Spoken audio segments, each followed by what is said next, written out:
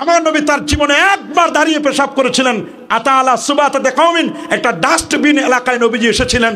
ওইখানে এসে নবীজি জীবনে একবার দাঁড়ায় পেশাব করেছিলেন। ফাবালা কয়মান, নবীজি দাঁড়িয়ে পেশাব করেছিলেন। এটা ছিল নবীজির ওজরের কারণে জীবনে একবার। এটা হাদিস হতে পারে, এটা নবীর সুন্নাহ নয়। এই জন্য আমাদের পরিচয় আমরা আহলে হাদিস নয়, আমাদের পরিচয় আমরা আহলুস সুন্নাহ ওয়াল জামাআহ। বলেন আমাদের পরিচয় আমরা কি আহলুল হাদিস? বলেন আমরা আহলে হাদিস। আমাদের পরিচয় আমরা আহলুস সুন্নাহ ওয়াল জামাআহ। হন আপনি আহলে হাদিস। কত এক্সিলেন্ট নাম আহলুল হাদিস, মানে মুহাদ্দিসিনে কেরাম। এটা তো আরো সুন্দর নাম, কারণ সব হাদিস মানা যায় না। কি বলেন বাবা, সব হাদিস মানা যায়?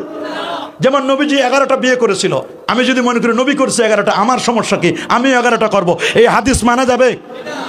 নবী এক রাতে আল্লাহর আরশে আজিম গিয়েছিলেন, আপনি তো এক রাতে ঢাকাও যাইতে পারেন না, জামে আটকা পড়েন। কথা বলেন। আমার নবী আমার নবী আমার নবী ঘুমাইলে ঘুম থেকে উঠেই নবীজি বলতেন আমার আমার আমার আল্লাহ আমারে খাওয়াইছে, আমার আল্লাহ আমারে পান করেছে। আপনি তো নবীর মতো নয়। নবীর মতো?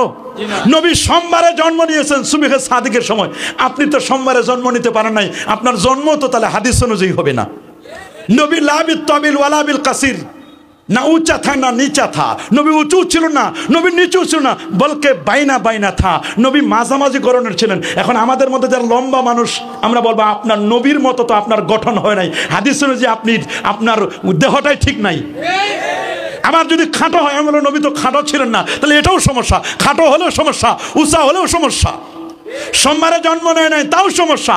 সব হাদিস মানা যায় না। যেটা নবীজি সুন্নাহ করে দিয়েছেন, লেটেস্ট আপগ্রেড, যেটা নবীজি নিজে করেছেন, উম্মতকে করার জন্য আদেশ করেছেন, সেটাই হলো সুন্নাহ। সুন্নত, সব সুন্নত মানা যায়, কিন্তু সব হাদিস মানা যায় না। আমার রাসূল বলেছেন, আইয়ুহান নাস তারাকতু ফীকুম আমরাইন লান তাদিল্লু মা ইন তামাসসাকতুম বিহিমা কিতাবাল্লাহ ওয়া সুন্নাতা রাসূলি। নবীজি সুন্নাহর কথা বলেছেন, এখানে হাদিসের কথা বলেন নাই। বলছে নাকি? নবীজি বলছেন মান তামাসসাকা বিসুন্নতি, বলেন নাই মান তামাসসাকা বিহাদিসি।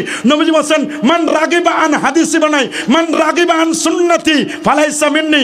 আমার রাসূল বলেছেন তোমরা সুন্নাহকে অনুসরণ করো। দলিল মিশকাতুল মাসাবি বাবুল ইতিসাম বিল কিতাবি ওয়াস সুন্নাহ আনিল ইরবাদ ইবনে সারিয়া রাদিয়াল্লাহু তাআলা আনহু قال صلى بنا رسول الله صلى الله عليه وسلم ثم اقبل علينا بوجهه فوازنا موعظه بليغه زرفت منها العيون ووجلت منها القلوب فقال رجل يا رسول الله كأن هذه موعظه مؤذن فأوصنا قال أوصيكم بتقوى الله والسمع والطاعة وإن كان عبدا حبشيا فإنه من يعش منكم بعدي فسيرى اختلافا كثيرا فعليكم بسنتي وسنة الخلفاء الراشدين المهديين تمسكوا بها وعضوا عليها بالنواجذ إياكم والمحدثات الأمور فإن كل محدثة بدعة وكل بدعة ضلالة وكل ضلالة في النار رواه أحمد والترمذي وابن ماجه وأبو দাউদ।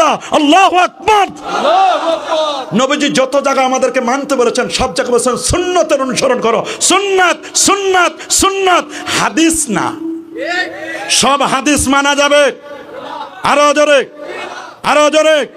এজন্য আমাদের পরিচয় আমরা আহলুস সুন্নাহ। আহলে সুন্নাহ মানে নবীর তরিকায় নবীর সুন্নাহকে মানি। ওয়াল জামা, জামা মানে জামাআতুস সাহাবা, সাহাবায়ে কেরামের জামাআতকে মানি।